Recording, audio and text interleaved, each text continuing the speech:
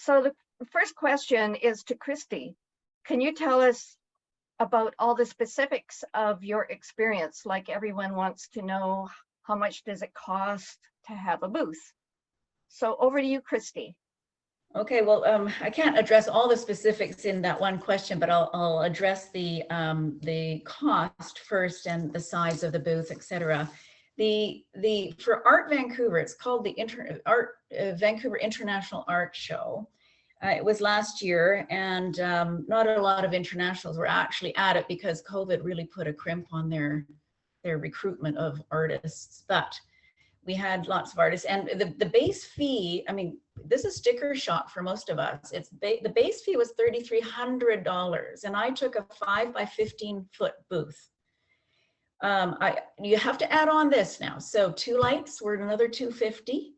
I mean, sorry, the 2 lights included were $250, and then I added 3 extra lights because it's super important for $375.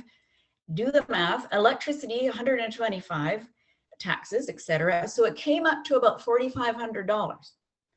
So that was a lot, but I knew that I could make it because in other shows, I've done the Singapore Photo Art Fair, and I've made my booth fee and more. And yes, thankfully I did that this year, but it should have been much better. It's a lot of money up front. You have to be very careful going in knowing that you can make that. Because there were so many artists in that show that didn't even make their booth fee, and I really felt bad for them. Thanks, Christy. So, yeah. There you go. Question 2. This is for Christy and the others. How do you decide what art to take? Christy, you can start it off, and then we'll go with Kandice and then Karin. Okay, knowing that I wanted to clear my $5,000 or my $4,500, I designed a show around that. With that in mind, I had everything from small pieces, medium-sized pieces, and more expensive, bigger pieces. And I figured out what that would be and what it would take to sell those things. So basically a range of price points. I think the other girls will agree with me. I'm going to let them answer a little bit more of that, but you really want to decide and really curate the show so that it's really cohesive and you have a lot for everybody. Okay, Kandice. Christy, maybe I love your ambassador suggestion. Maybe elaborate a bit more on that too when we talked about. Okay, the ambassador idea, I've always called my work ambassadors. So putting small stuff out there at a smaller price point, so bring small stuff too and good price points. I consider them ambassadors. So every time somebody buys a small piece, whether they can afford it, I mean, they can afford the small stuff, they will take that home and possibly come back to buy a bigger piece one day. I call all my small art ambassadors. They're very affordable and they get out there. So yes, definitely, that's a good point. Thank you for bringing that up. Kandice? So like Christy as well, I went to New York and did the Affordable Art Fair. So I did it by budget. Basically, I had a spreadsheet with every painting and every total it cost to make sure that it would basically come to whatever I brought, and variables, how much I would sell would actually make it profitable for me. So multiple price points, lots of little small guys too, because it's amazing how people can find space for a small piece, but maybe not necessarily a large one. And it's a great way to kind of get their foot in the door. And yeah, as many pieces as I possibly can, frankly. Thanks. And Karin does more 3D work, those little bears, but she also does visual too. Karin? Yeah, so over the years, I've learned that for me, it works to look at the demographic and the area where I'm going to with my shows. So my art is mostly wildlife, and for instance, if you go to Alberta, you know that you hit that group of people that really likes that. So I've learned to focus on that, and then like Christy and Kandice just said, take a variety of prices, either priced items with you for sure. Okay, I'm going to stay with you, Karin, and it's about how did you get your artwork to Calgary? It depends. I can drive most of it because I've gotten really smart on what to use. A lot of my display items are extremely packable and very flat. And if I do Art Vancouver, which I've been doing for 20 years, which is a very, very smooth art show, I tend to use a shipper now that is in Abbotsford, and Art Market has a special deal with them. So they were absolutely phenomenal last year because the art show actually happened 3 or 4 days after the floods that were here, and they worked day and night, and they went and driving the whole freight via America to get it still to the show. A little late, but they did. But very, very reliable shippers and very good. So I either do it myself, then I drive it, and otherwise I ship it and then drive or fly, depending on where it is. So Christy, you went to that show too. What about you? I've done 2 different types of shows. One was in Singapore, where I actually crafted my entire show in about 4 big, massive suitcases. And if it never fit, it didn't come. And that worked out really well. And then Vancouver was a lot easier, but it has to fit in my car. So, you know, my biggest piece that I took to that show is there's 36 by 36. But if you have to do something bigger, you're going to have to get a bigger vehicle to get it there. But that's easy because you just drive it over there. So Kandice, you didn't drive to New York. How did you? Well, I flew my work in, so I can attest to Christy. I was the same. Like, I know the width of the insides of my suitcase, and I have one monitor box so I know which dimensions to fit the paintings in and pack really well. But my cousin, who owns the gallery that I showed with, she did drive it down in her van. So, which then it requires different, and because we're crossing borders, there's different custom documents and things like that. So, but I flew mine, and which has other factors like planning ahead and making sure there's the right size Uber on the other side with the van to take me, and other sort of little things to factor in as well. But yeah, I've Brochures the few times I've done a show in America, and it really helped a lot to have somebody on the other end that knew what to do quickly. Good points. Okay, we have another question talking about packaging. How do you wrap up things when you make a sale on the spot? Christy.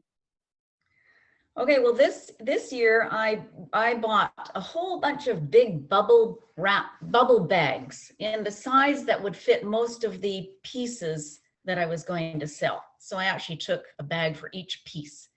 And the really big ones, I had extra big bags, like the bags that the canvases are sold in, for example. I very carefully take them off the canvas so that I can reuse the bag for putting it in for somebody if it's in the rain or whatever. I will reuse those bags, so do keep those. But this year I did get bubble bags, and I've got a ton of them. Uline sent me a massive, it was the biggest box I've ever seen, full of bubble packed bags. So now I've got a lot of bubble bags, and that worked out great. And we had a table in. Oh, Christy just froze. Kandice, you want to take over while Christy? Sure, I was spoiled by the Affordable Art Fair because they actually have packers for you to pack up the painting. Oh, wow. Oh, there's Christy now. She just came back on. No, it's you. It's over to you now. Yep. Oh. Carry on, Kandice. Yeah, so they have official packers that help you. The one year during COVID, it sucked because they had them in a smaller room and you had to come do more of a self-serve. But the other 2 fairs that I've done, they actually have a professional movers available for you. So you walk your client there, and then that way the client can choose to have it taken on the subway or actually mailed to them in New York or wherever they want. So it's I mean, you pay for it in your fee though, for sure. Okay. But it's well worth the service, and it looks so professional to take your client there. And yeah. Karin, what about you? Again, bubble wrap is my best friend, but I've also learned that at shows, if you invest in some nice looking paper bags that you can put it in, and again guesstimate the size that you're going to need. People just love getting it when it looks almost like a ready gift. So I tend to do bubble wrap and then a bag. Unless it's a really big piece, then it's usually just bubble wrap, and and they'll have people that help them carry it to the car or wherever they want to go from the show. Thanks. Okay, my next question says, when you make a sale, how do you deal with collecting payments? And Karin, you can take that. I love Square. I used to do the old school Visa swipey thingy, but now Square is out, and especially the last year using the touchless version, it's wonderful. It's reliable, and I don't find the fees too bad. So I tend to do everything with Square now. They accept credit, they accept debit, so it works really well for me. And Kandice? Well, it is amazing if you're in Canada. When you're showing in New York City, it doesn't work. So that's something that is a consideration. What we ended up doing, the fair itself does have payment processing that I was involved in, but it was that, again, another premium fee. And then they automatically charged full taxes as well on everybody. So it was expensive, but then the following year we did it ourselves and kind of had it set up on a website so that people were able to almost like checking out on your website on Shopify while they were there. But the challenges for that is a consideration too, is people are then seeing the Canadian prices versus the US price, and there's a massive discrepancy, which definitely creates an interesting conversation with people for sure. So just factors to consider if you're ever thinking about showing somewhere outside of Canada. Yeah, good points. Do you have anything else to add, Christy? Cash. Interestingly enough, a lot of my clients nowadays want to use Interac e-transfer, and I accept that. Yeah. That's true, isn't it? Yeah. Next question. And Kandice, you created a handy checklist, and I have it here. Do you want to talk about the value of having a checklist? And what I can do is I can pull it up on screen so people can have a look at it. And Kandice said, oh, it's just something I put together. But if you're interested in it, we are going to put Kandice's email address in the chat, so you can copy and paste it and she can send it to you later. So I will pull this up and you can talk about the checklist now. I'm going to share my screen. Is that going to interrupt with our slideshow, Angela, do you think? Oh, I have to stop the other one and then pull this up. Right. So Angela, I will say yes to stopping yours and I'll do the other one, okay? She's not answering me. I've already stopped it. Okay. I still have the thing that says yes on here. Okay, screen 2, share screen.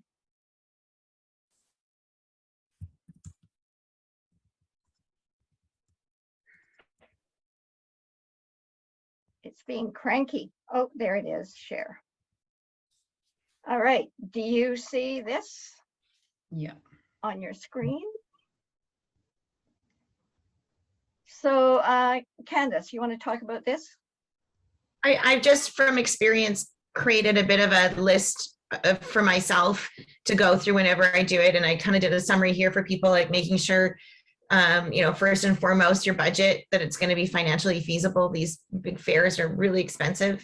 Especially when you factor in accommodations, travel, food, everything, how your work is getting there. My cousin, that I showed with her, the courier Purelator lost her creative art and it didn't arrive for 2 days.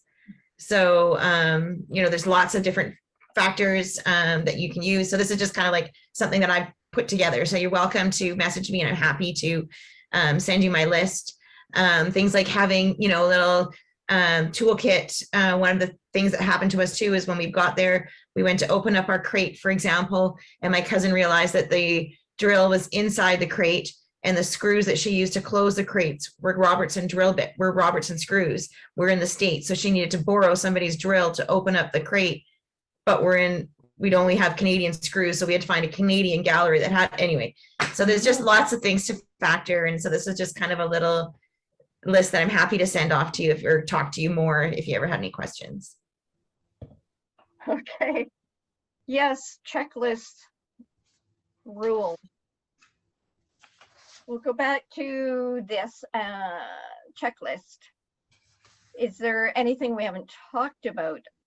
What about the contracts? Kandice. Oh yeah, absolutely. Make sure you look at the contract really thoroughly. You know, the contract that we had things right down to number of nail holes that were permitted on the walls.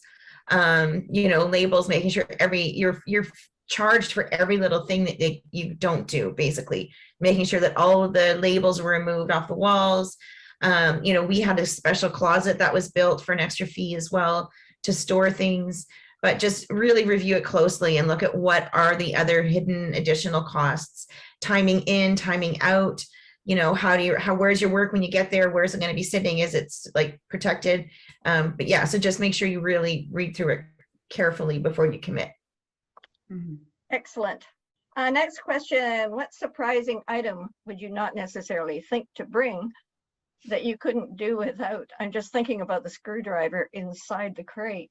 So Christy, you want to take this? Well, I agree with Kandice. I mean, my toolkit is always with me when I go to any show, even here in this place. And I have this bag full of everything, and everything goes back into the bag when I'm not using it, because otherwise you're going to misplace it. So keep tabs on that. And the other really important thing to bring is a helper. And my husband Dave is my best guy. So without him, I can't do it. So, you know, consider that. It's extremely tiring. You need to be spelled off. Some of the shows will give you a volunteer on occasion, you know, 15 minutes here and there. But luckily I have Dave, and he works well with me. So you can't do it alone. You can't. So bring a friend. Mhm. Karin? I totally agree with Chrissy. I did the Western Art Show at the Calgary Stampede for 12 years, I think. And the days are like from 9 in the morning until 11 at night. And the first 2 days you could, and then you basically on intravenous coffee. It's really very hard to do that without help. And as far as contracts go, the other thing that could be a deal breaker if your display is not approved by the Fireproof Regulations. Some shows are making that a very big deal now, so it's worth having proof on you that nothing is flammable, basically. And I always take some felt tips and other things with me that if anything gets remotely damaged, I can touch it up, whether it's the display or something else. It's quite valuable to have that on you. Yeah, that'd be horrible to be at something and then find out that something didn't meet their specifications. Yeah. Yeah, it's not everywhere, but I've been at 3 or 4 shows where they actually come and check, and you need to show them proof that what kind of material you are using on your table, for instance, or as your balls. So it's definitely something to be aware of. Excellent. Okay, now we're into tips for success. Christy, what are some tips for success? Well, I decided to share this little tip that I learned in Singapore at the Affordable Art Show. I was walking around the show while Dave was taking the booth time for me, and I noticed that a whole bunch of people had, or some booths had, all of their, you know how we make these little cards with, you know, the title and the price, and we have it with the art. When the art sells, you want to take that little thing, put your red sticker on it. This was pink, this was Singapore, and put it on the wall in a long strip. So you just, you know, I don't know if, yeah, put it somewhere in your show. And this could be on art crawl too. Find a wall somewhere that's not going to be too obvious, but, you know, advertise that you've been selling. And I noticed that because it creates this wonderful FOMO thing, you know, fear of missing out. People, and even me, and as an artist, I was, oh my God, I want to go into that booth because what the heck are they doing right here? So post your sales on the wall. That's my tip of the day. There you go. Thanks, Cindy. Candice? I love to give out larger postcard size business cards instead with my painting and my information on the back, as well as I always bring packages of stickers with my images on them for kids, because it's crazy, you know, when parents come in, especially at the Affordable Art Fair, they have what's called a stroller hour in the mornings too. So there's lots of kids and the parents trying to look at the art. So if you can hand the kids the stickers, it just buys you a few more minutes of time with the people. The parents appreciate it. They can breathe and actually look at stuff, and the kids are playing with your stickers. And even the adults were like, oh my goodness, are the stickers free? Can I take them? And they were like taking lots of them. And the same with the postcards, and they'll put them on their fridge. Like a normal business card, they might toss off, but the big actual like greeting card size, people save those. And yeah, it's great. Yeah. Karin, what about you? Yeah. Something else that took me a while to realize is that a show is not just the show when you're there. You end up usually making a lot of spin-offs, like new galleries, new contacts, new events that you could join in. It's not just the actual show that is important. It obviously is because it's costly, but I ended up with some beautiful galleries just because of being at Art Vancouver and other shows. So don't forget that that's actually a very valuable spin-off of a show. Yeah, that happens with Art Crawl too, right? Is you get the spin-off from it. And the last question in this section is, will you be returning to the shows that you've done? Christy? I'm going to take a break from the International Art Show in Vancouver, so I won't do it next year. I'll be watching it. And I'm also I'm scouting and might have found one already, but I won't say where it is yet, for a spring show. So I'm just keep looking, always just keep your ears to the ground to see. And the reason I know about this one that I won't mention yet is because I met somebody at the Vancouver International Art Fair who wanted me in it. So it's great to make contacts at the show. And Karen's very right. The show doesn't, no show ends when we strike it. The show continues after, because you have to write to all those people that signed your email list, thanking them to come. Do all that. It's well worth your effort. So there's another tip. Yeah, thanks a lot. And for the other two of you too, how do you choose a fair? And are you going back to the ones that you're going to? Do you want me? I didn't, this was something, my cousin's been doing the same one for like over 10 years, and it had to be by gallerists. So she just asked me, and it's kind of a fun story, the two cousins, it was a good trip. So it wasn't even something that I chose. It was just something that came to me, where otherwise typically I'm probably not one to travel off to go to do shows much. So it just showed up for me. And I also I haven't made a final choice, but I'm definitely considering taking a break for the spring one for sure. Karin, it sounds like you do a lot of shows. Yeah, I'm actually not doing that many shows because it's a bit hectic at the moment, and I've got enough galleries as well. But Calgary Art Market, I've been doing that for many, many, many years, and I've got a following there now, which is also quite important if you do shows, that often people like seeing you coming back. So it might take 2 years, 3 years before people really know that you're part of it. And it's returning customers. I've got people coming that they bought a piece 15 years ago and something else that I did at the time, and they want to buy something else now. something new. And the other way to get to other shows is ask other artists which shows they would recommend that you should try out. If they see your work, often they'll have an opinion on where to go. Yeah, word of mouth is in anything is usually very valuable. So we're going to move on to the next section. How's everybody doing out there? You're all muted. Some great information. Yeah. The next section is about a little bit more local and shows in your studio or in your neighborhood, and a lot of people have done that. Kandice has been doing porch shows. You know, if you've never been to her place, she's got this lovely porch, like a covered veranda, and things show well there. And she's very active on Instagram, so you may have seen it there.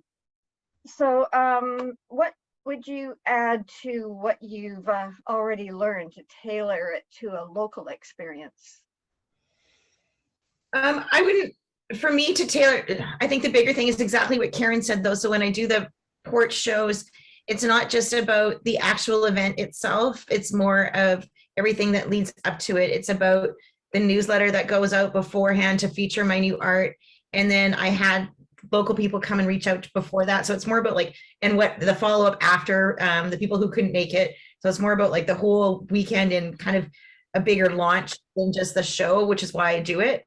But to tailor it to local people, I have a calendar that I sell to, or that I offer out to all of my clients as a gift at Christmas time, and I sell them locally. Next year, my porch, I've already detailed which days I'm going to have open, and those are listed on my calendar for 2023. So my clients are already going to have that on their walls. That's cool.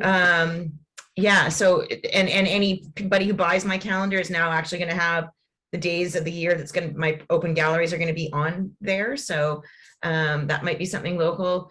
Flyers as well up locally. Posting on the CCA website. It's crazy making sure your photos are up to date on the CCA website. I've recently had a couple sales just from people looking at the CCA website. So that's a big thing too, to make sure your event's listed on there. I put sandwich boards out as well locally, just the day of the event so people can see them. And also you can even pair up with another local artist too and try to do something where you cross promote each other. I think that helps as well from local promotion too. Yeah. And I know you're really active on social media. That really spreads the word too, right? Yeah, oh, absolutely. A thousand times, definitely. Yeah, between my social and my newsletter, like again, my porch thing is more to release my work, and the people who aren't here have that sense of I better get the work before it gets seen in person. And often I'll sell pieces just off the newsletter before even the weekend. So. Very cool. Christy, do you have anything to add to that? I agree with everything. And I want to emphasize, definitely everybody get your photos updated on your CCA website, because I've also had sales from that where people actually go in there and look. So don't discount that. Definitely keep it up to date. You can change it. You can have up to 10 images in there. It's really good.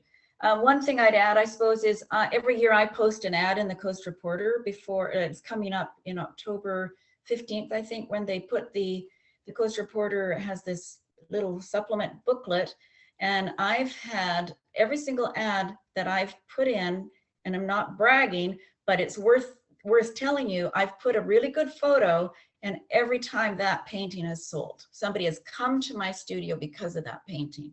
So it's, it's $310, I think it was this morning when I looked, for a 1/8 of an ad.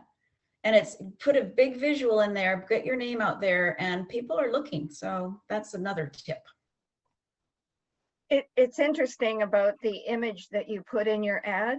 I've had that with Art Crawl. People will go and say, I want to buy that painting, Yeah. So Yeah, it works. Good points. Let's see. We are now, any other out of the box ideas? One thing I'll add is every, on your wall, you might all do this, but I even had it at on my international art fairs as well, a bio on the wall with a visual, because and maybe your QR code, it's very handy. A lot of people during art crawl can't get to you because it's so busy. And I've heard people read that, you know, a lot. So if they can't talk to you, at least you can give them some information that maybe you know you want them to know. So put good stuff out there and put it up on your wall around in your show.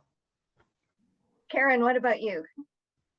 I'm agreeing with everything they're saying, and I can't wait to start implementing it. But for now, we're trying to finish building our house and my studio. So this year I'm lying a little low, and I'm sharing the studio with my daughter in Landville this time.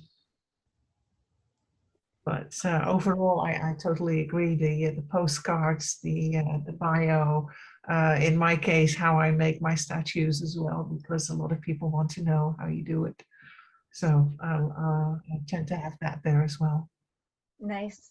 Kandice, anything you can think of? I think that it's all been pretty well, yeah, reciprocate, like I said, like even mailing out invitations to people leading up to it. Like if you can actually have, again, like a postcard, business card, or personally invite somebody in mail if you have your client list, and make sure that your top clients are invited and get a personal invitation. I'm also, if it's something from home, like we talked about packaging at big events, but at home too, like I'm super big on trying to make sure my package, when I give it to someone, it's like the same experience as when they take it from a gallery. I want it nicely wrapped with a sticker on it and nice paper, like something that, and I hold it like it's treasure gold when I hand it to them, so that they have that same sense that they're buying something really valuable and worthwhile and precious. So yeah, I try to make sure the presentation, like Karin said, 2 nice bags at home so that people have something to take it away with. So it feels good. Yeah, like they're buying something of worth, and it should have that same feeling when they take it from you too. Like the same experience that they would have buying from a gallery, they should get it from you too. Thanks, guys. That's great. And because we're local, it's kind of a segue coming into the art crawl. So we have a couple of questions on that. And the first one is, Christy, besides creating stories with each piece, is there anything else that you do to prepare specifically for the art crawl?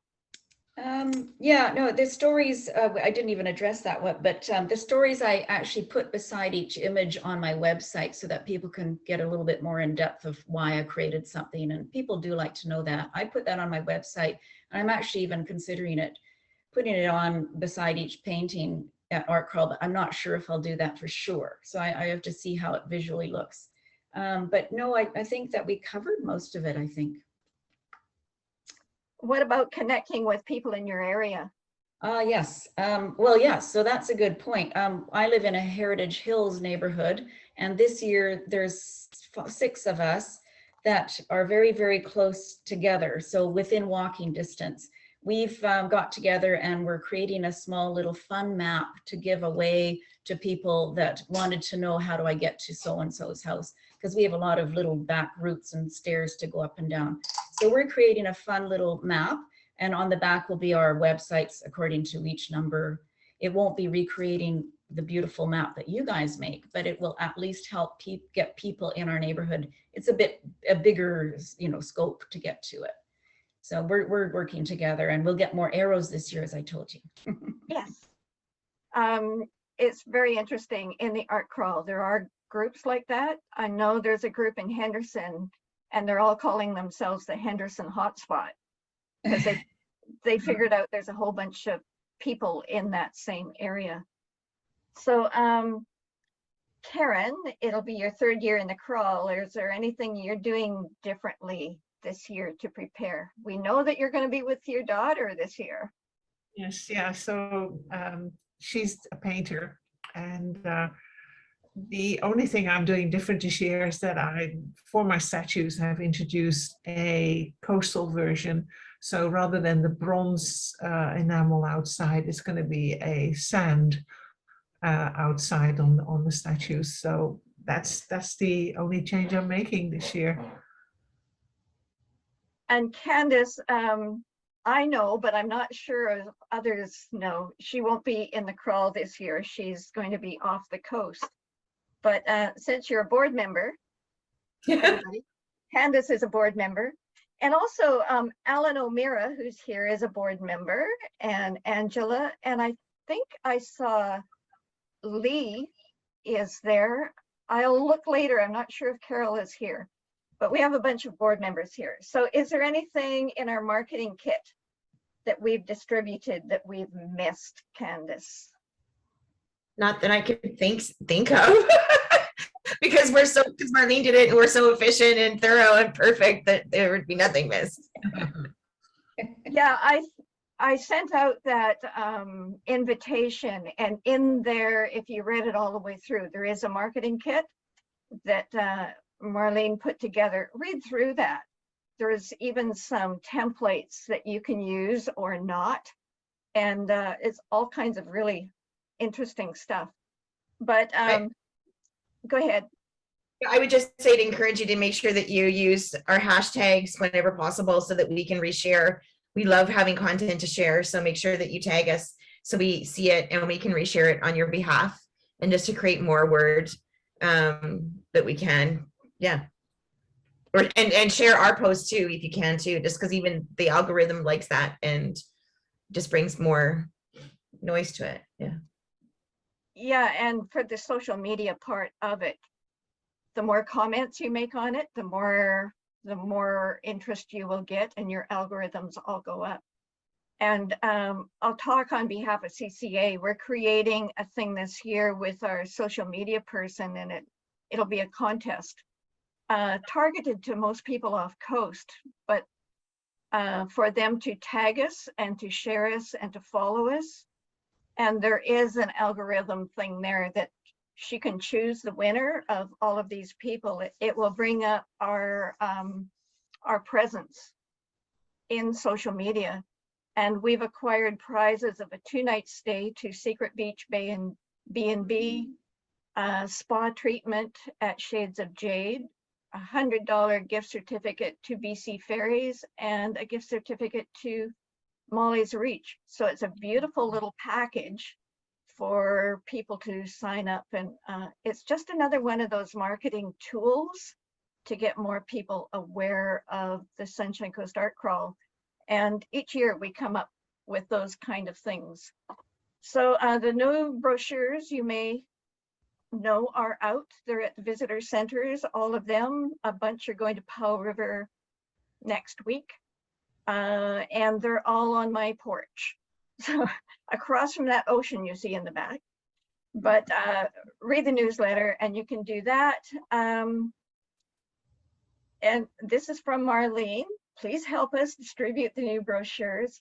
Yes, we printed 8,500 of them this year, and we go through them all. So be generous with them. If you're going into the city for anything, take them with you. Likewise, the bookmarks. We'll be posting a thank you to our sponsors, Longman and the Credit Union, if you can give them a shout out whenever you do your tagging. And we have an art crawl event launch coming up October 1st. You may have seen that. We did a little survey to find out what people wanted, and people are still not as comfortable with going inside to a crowded restaurant. So we're going to Brochures, which is beautiful space, undercover, but dress warm. And Mr. Alan O'Meara there is going to be our host with the most to keep things moving along. And we're inviting everybody this year because usually we do it for participants only, but that is because they're the first to get the brochures and all of that kind of thing. But as COVID has changed things, so too this will change, and it will get some of our crawler followers and that to come and meet the artists as well. So we're planning all kinds of fun things from 1 o'clock till 3 o'clock on a Saturday afternoon, so you can go off and do other things of the day. One more thing, Linda, is that they like to have children and dogs. So children and dogs are invited as well. Yeah, and they've got great food there. And you don't have to just have cider. They have a lot of other things as well. So now I am going to turn it into question and answer. And Angela, you've been looking at the chat. Do you see anything in there that hasn't been covered yet? And you want to ask that? And we'll try and save time for verbal questions too afterwards. Yeah, there was a question here about working in the States and selling in the States. Several years ago, that they had trouble because a Canadian was not allowed to do business transactions with cash. Has that changed the rules? No, And so you can take that. Yeah. no. And that's where, sorry, go. You need an American to sell for you. That's the way around it.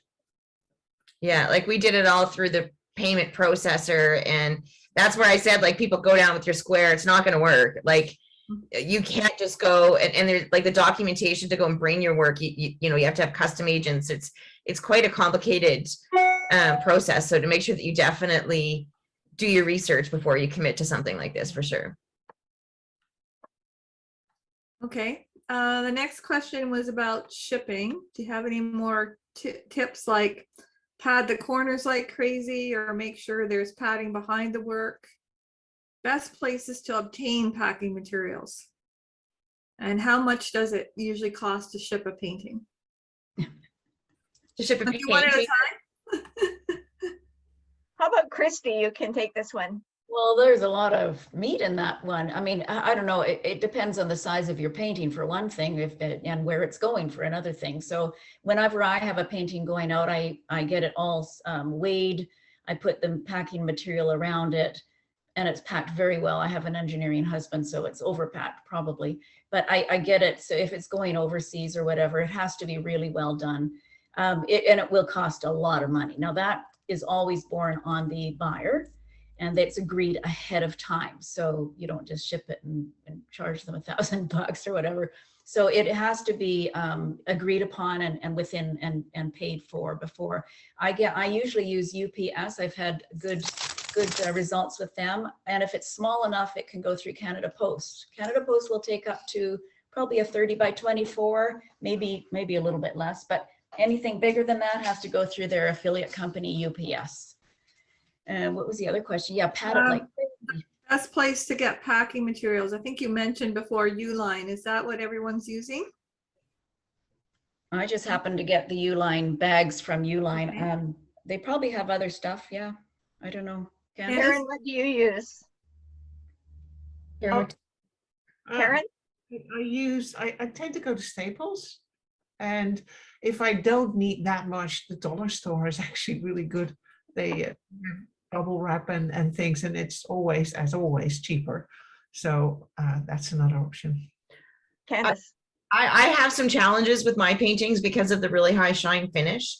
That it can be really temperamental shipping, especially during certain times of year when it's really humid and traveling. If you just to factor when it goes to the plane, I was told by the professional movers in New York that I guess being down with the luggage and the cabin air can just automatically shrink anything right up against your painting. So I've had bubble wrap. Never put bubble wrap directly on your painting with the bubbles facing inwards, because it can leave imprints on your paintings. In the hot heat, I've had glycine paper stick to your paintings as well. I've recently purchased through Uline, and I wish it wasn't Uline because they're one of the biggest Trump supporters. I'll throw that in. But cardboard squares to wrap around the trims of each of my paintings. I saw Tina Flux and Gibson's use those on one of her Instagrams, so I found them and sourced them and bought them. So I'll wrap the corners of my paintings with that now, and then wrap it in a brown paper and then package it. And then I save all my brown bags from IGA, put those through a shredder, and use that shredded brown paper to package my paintings in it as well, because it's just more environmental and free. So I don't know if that helps. Thank you. Any more, Okay. Angela? Yeah, there was Oh, do you want to add something? That's Yeah, about- I just remember about the packing and everything else, and shippers. Often, if you have a gallery, they have their own choice of shipper, and I cannot remember the name of the shipper that my gallery in Alberta uses, but they actually are cheaper. So if anyone wants to know, they can email me. I'll figure it out.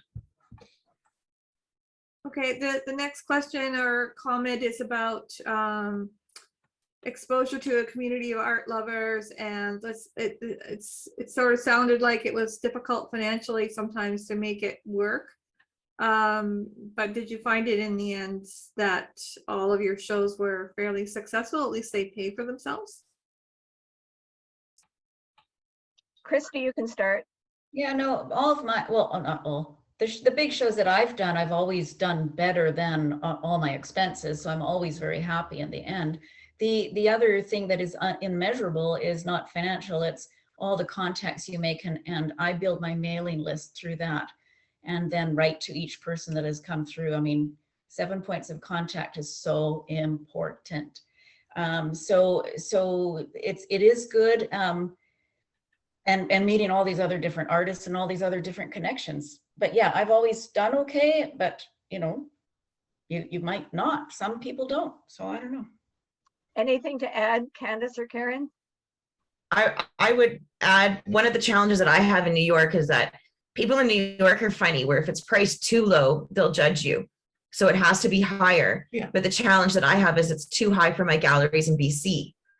So it's almost, I have a different price point, but then what do I put on my, one of the reasons why I'm not considering pursuing it is because you have to go consistently and build a following. You're not always going to be okay. And so is it worth investing the time to build the following? And how do I deal with the currency discrepancies between my Canadian clients and my Canadian pricing and my US clients and the US pricing? And where is it better investing my time? So, because you have to keep doing it to be consistent, to be there, just as they said beforehand. But it doesn't always guarantee you're going to make money. Good point. Anything, Karin? Yeah, I mean, I definitely play even or better at most shows, but definitely not that I could live off it. I don't think that's ever going to happen. But at the same time, if you ask me how a show was on the day that I finish, and you ask me again 2 or 3 months later, I would give you a different answer, because afterwards people come back, you get new ventures out of it. So it's never just a show, like I said before. Thank you. We've got a couple of art crawl questions. Specific to the art crawl. Are sales of unframed works on paper, do they do well at the art crawl, or is it better? Do people prefer framed work?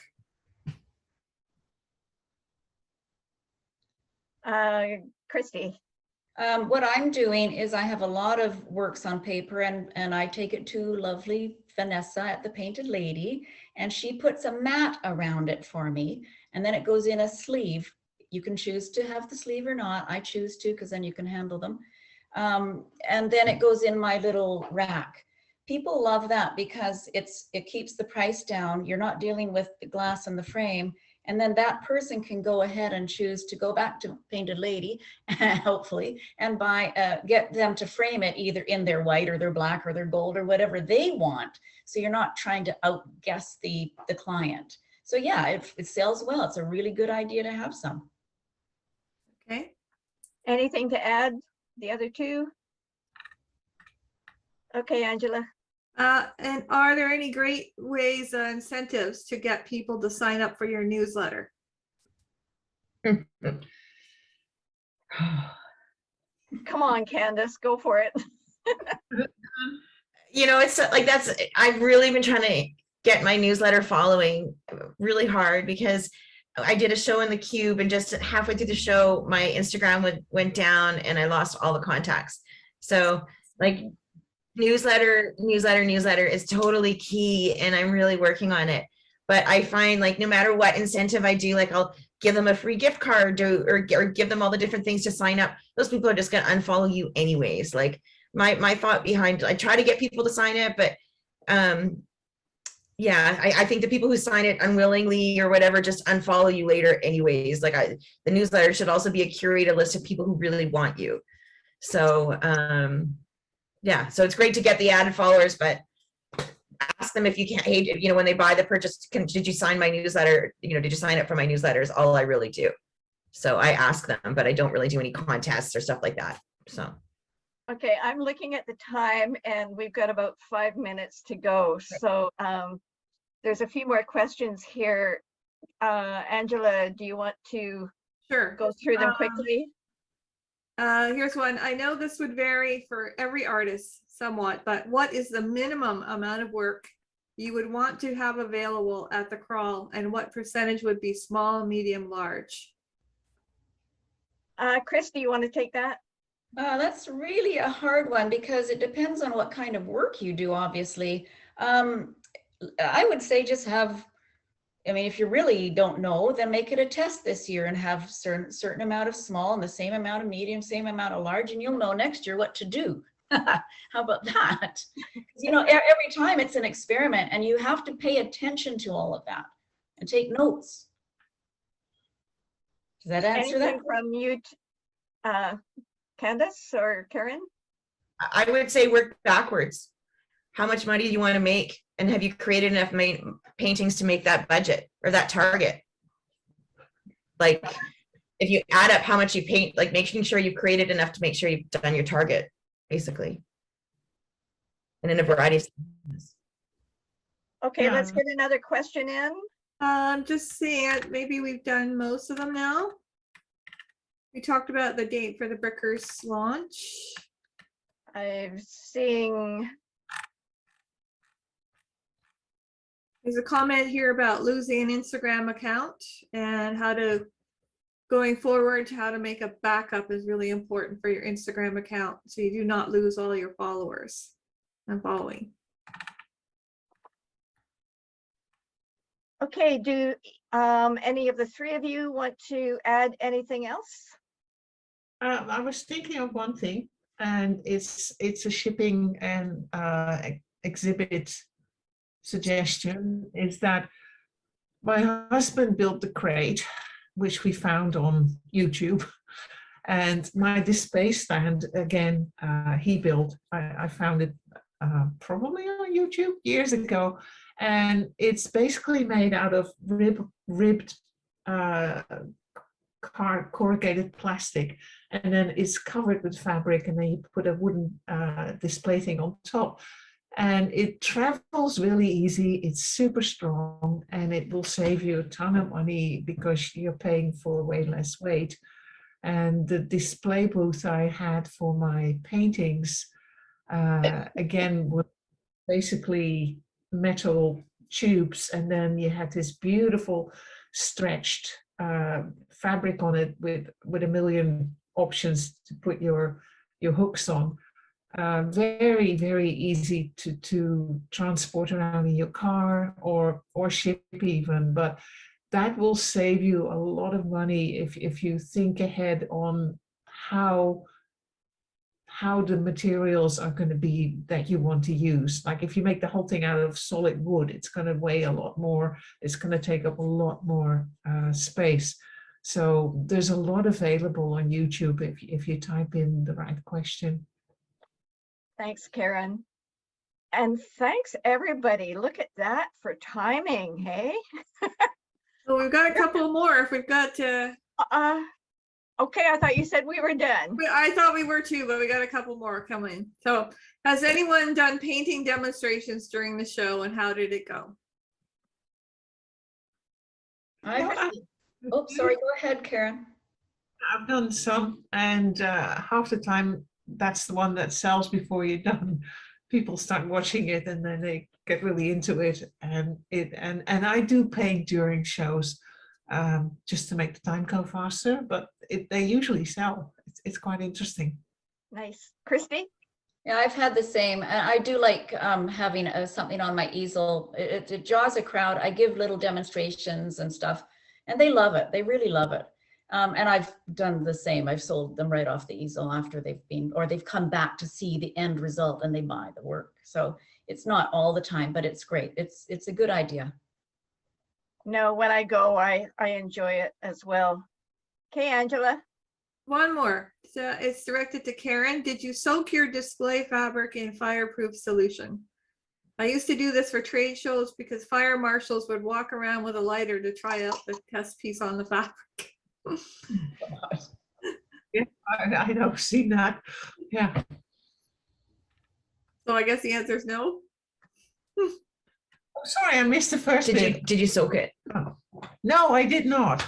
But I looked it up, and the fabrics I used qualified to be safe. But I know that they do that, and I know that there are these sprays that you can put on there, for sure. Excellent. Okay, can I say now we did it? Yes. Okay. Yeah, thanks everyone. This has been great. I had no idea how it would go. And I hope that you all learned something. I did. And I'm sure if you have any questions to any of these artists, Angela has put them in the chat. And if not, look them up on the CCA website. All their information is there while you're updating all your own information. So it's thanks for everyone that's coming. Oh, wait. I was going to take a picture of the screen. Kandice, can you do that?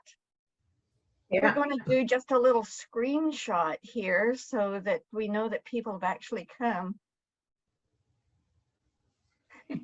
Ellen. Smile. Okay, thank you.